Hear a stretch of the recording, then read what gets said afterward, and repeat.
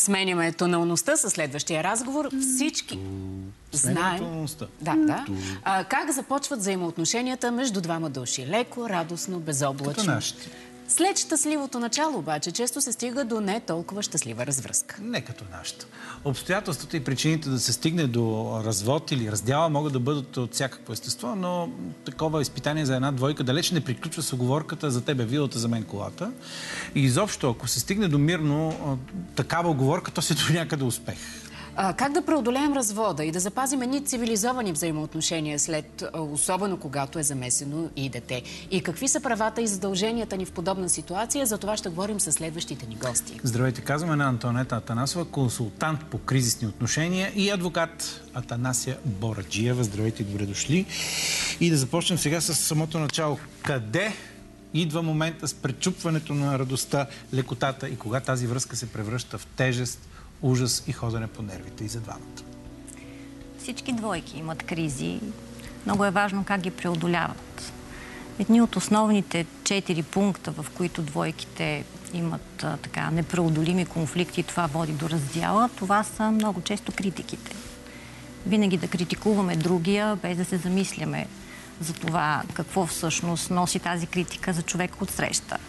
Комуникацията е в основата в една двойка и ако тя не се изразява правилно и куца, много често това е един от основните ключове за раздялата. Обидите също са фактор в тези взаимоотношения. Те са част от тези 4 основни стълба на раздялата, които най-често се случват. Също така и кризите, които идват при раздялата, са свързани с това, че много често ние не казваме това, което мислим. Не изказваме нашите чувства и емоции, а най-често се обръщаме към другия, като го обвиняваме за всичко, което ние мислим. Така, но мисля, че има един друг момент, който ще се съгласим всички тук присъстващи, че момента с битовизмите, както сме приели да ги наричаме, а те са един всъщност голям куп от подробности, като например седалката на тоалетната чиния, тока, сметки и така нататък, хвърлянето на бокулка, минето на чинии, също могат доста добре да повлияят върху това дали ще стигнем до раздяла или не. Така е, но те са само черешката на тортата. Всъщност зад това да спорим за тоалетната чиния стоят много други неща. Част от тях са свързани с очакванията, които имаме към партньора. В днешно време всеки очаква другия да допринесе повече. Всички имаме, дори сме били в такива връзки, в които, да кажем, мъжът очаква цял ден да работи и като се прибере, нали, да има прекрасна вечеря, жена му да е усмихната и те да прекарат една хубава вечер. От друга страна пък жената очаква той, когато се прибере, тя е изнервена да поеме детето. Но не винаги се случва така. И никой не споделя своите очаквания. Абсолютно. И никой не споделя всъщност и не говори за това какво всъщност ни тежи. И как да разпределим тези взаимоотношения като битовизми. И всъщност какво ние очакваме от тази връзка, от нашия партньор? Какви са мненията ни по основни въпроси, за които не сме говорили или трудно говорим? Най-често в момента са нещата, които ние не казваме. При нас като консултанти, вече при разделени двойки, идват хора, които същите проблеми, които са ги разделили, ги принасят и в раздялата. Те не могат да говорят. Те не могат да изразяват чувствата и емоциите си. Добре, много хора действително преглъщат в името на това да остават заедно или заради това, че не знаят как да изразят това, което искат, да заявят себе си, да заявят своите очаквания. В един момент започва... Кои са симптомите, които ни подсказват, че нещата вече са много назрели и че нещата отиват към раздяла? И въобще, другото, което ми е много интересно, има ли момент, в който е по-добре да се разделим? Разбира се. Кой е този момент? Как разбираме? Бих казал аз.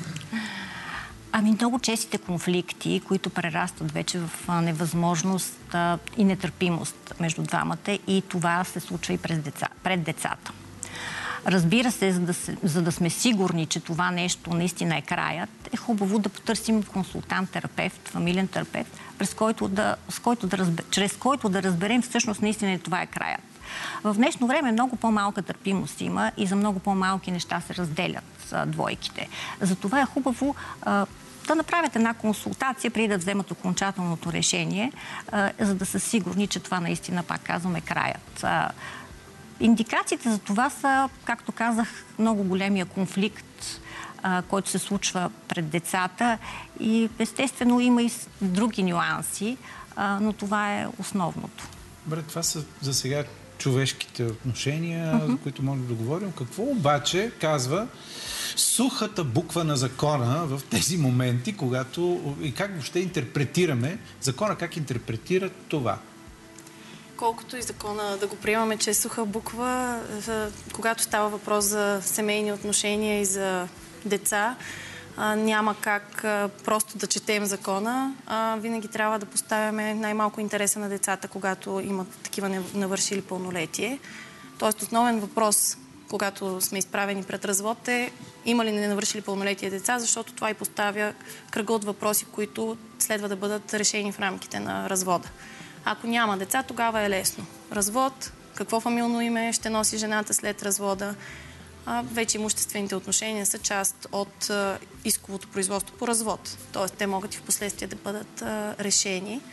Докато, когато има деца, там съдът е длъжен да разгледа въпросите относно упражняването на родителските права, на кого те ще бъдат предоставени за упражняване, какви ще бъдат личните контакти на родителя, на когото те не са предоставени, къде ще е местоживеенето на детето, отново фамилното име, разбира се, на съпругата, ползването на семейното жилище.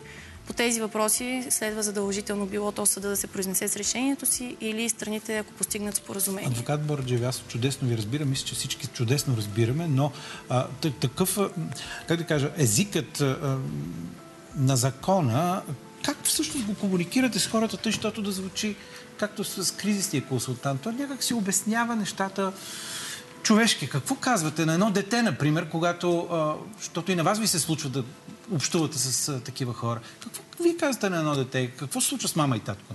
В интерес на истината, като адвокати по-рядко се срещаме директно с децата. Когато работим с помощ на медиатори, тогава по-често се случва. Но това, което казвам винаги на клиентите ми, без значение дали бащата, майката или двамата заедно са се обърнали към мен, е, че в случая те трябва да поставят детето на първо място. Това как детето може да мине по-леко през тази ситуация, как то ще се чувства по-добре и да избягват взаимоотношенията им да се превръщат в едно състезание, да показваме кой е по-добрият родител на детето, като му купуваме повече неща и така да го убедим при кого иска да остане. И че всъщност колкото повече се разбират и търсят общ език помежду си, толкова по-бързо ще преминат през целият този процес. Той винаги е по-лек, когато има диалог. Как да помогнем на детето, как да му обясним, как да му помогнем да мине по-леко. Има ли въобще правилен начин? Има, да. И трябва ли да го подлагаме изобщо на подобни неща, когато вече раздялът е факт? Да, това е много ключов въпрос, който вие зададохте. Най-често се случва родителите да смятат, че няма нужда да го информират какво се случва между тях двамата. Това е най-голямата грешка, която се прави в такъв момент. Веднага ще кажа защо. Защото си представете вие да наблюдавате някакъв процес, но да не знаете за какво става въпрос, независимо дали сте дете или възрастен човек.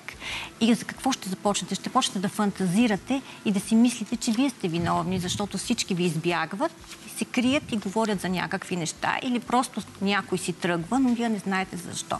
Най-често децата, когато не знаят за раздялата на родителите си, не е комуникирано това с тях, не е обсъдено това с тях, смятат, че те са виновни за раздялата на родителите си. И когато са до 10 годишна възраст, те изпадат в едни фантазии, които трайно могат да им навредят в последствие. Как да го комуникираме? Как да обясним на детето подобна ситуация?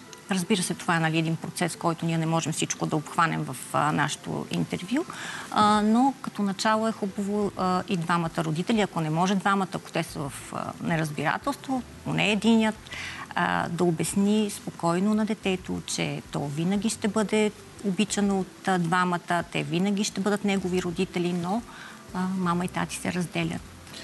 Има един друг момент, който също ми се струва ключов в някои двойки.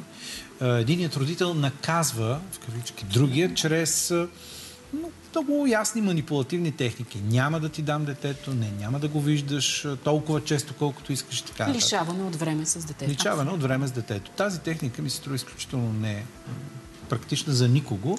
Но в крайна краща един от инструментите човек да манипулира другия. Има ли как да противодействаме? Разбира се, има как да се противодейства на това нещо. Затова сме и ние като консултанти. Срещаме си с двете страни, където е възможно и разговаряме, като медиацията също е начин това нещо да се комуникира между двете страни. Адвокатите също имат своя принос за това.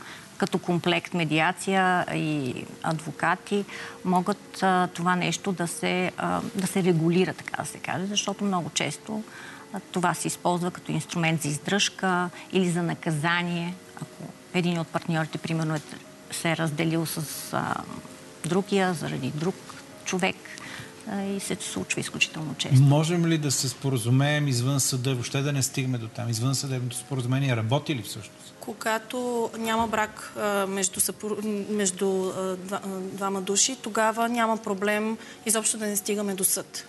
Но няма как, ако сме в брак и искаме да прекратим брака, съдът е длъжен. Да, да стигнем до този момент, но все пак можем ли да се споразумеем не в съдебна зала? Все пак да сме си казали нещата цивилизовано. Разбира се. Аз често в практиката си именно това се старая да постигна с клиентите си и с помощта на медиатори. Разбира се, да постигнем споразумение, което просто да представим пред съда, защото първо от една страна така много по-бързо минава цялата процедура, без излишни психически натоварвания и за двете страни. И второ, с споразумението е много по-вероятно да постигнем нещо приемливо за двете страни. Защото никога не знаем какво точно съдът ще постанови, ако се обърнем към него.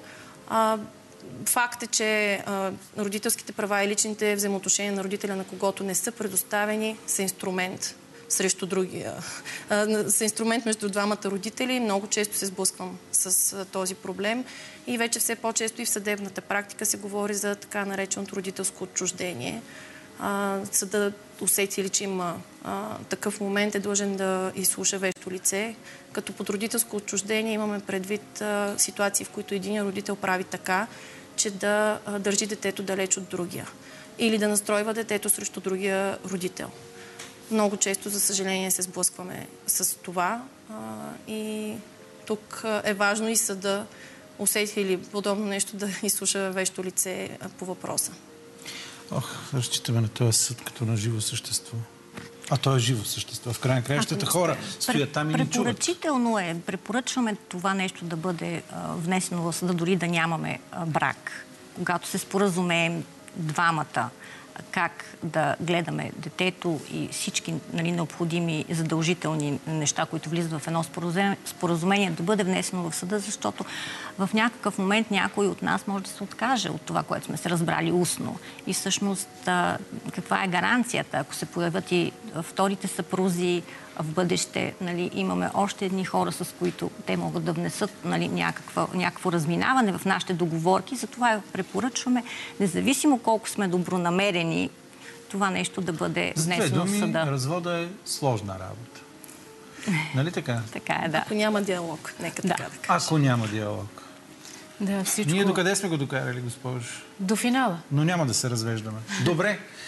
Благодарим за този разговор и с вас също няма да се развеждаме днес.